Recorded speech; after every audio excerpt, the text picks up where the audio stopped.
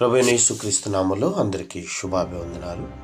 ఈరోజు దేవుని వాక్యం కీర్తనల గ్రంథం 145వ అధ్యాయం 9వ వచనం. యెహోవా అందరికీ ఉపకారి, ఆయన కనికరములు సమస్త కార్యముల మీద నున్నవి.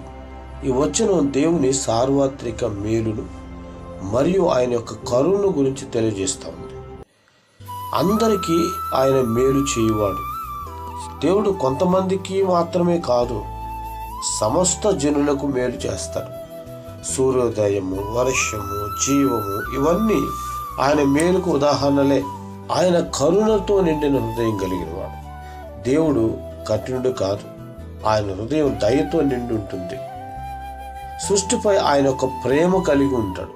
ఆయన చేసిన ప్రతి సృష్టి పైన ఆయన కరుణ ఉంది. మనుషులే కాదు, సమస్త జీవులపైన ఆయన శ్రద్ధ కలిగి ఉండేవాడిగా ఉంటాడు. దేవుడు శిక్షించడంలో ఆసక్తి చూపేవాడు కాదు, కానీ మేలు చేయటంలో ఆనందించేవాడై ఉంటాడు. ఆయన కరుణ సర్వవ్యాప్తమైంది, నిరంతరమైందని మనం గ్రహించాలి. ప్రేమ నమ్మకం కలిగిన తండ్రి వందనాలు. నువ్వు మా అందరికి ఉపకారివై ఉన్నావు కనుక నిత్యం మీ యందు విశ్వాసం విధేయత కలిగి మిమ్మల్ని అనుసరించి బలపడటానికి సహాయం చేసి మహిమ తెచ్చుకోమని యేసు నామములో అడుగుచున్నాం తండ్రి. ఆమేన్.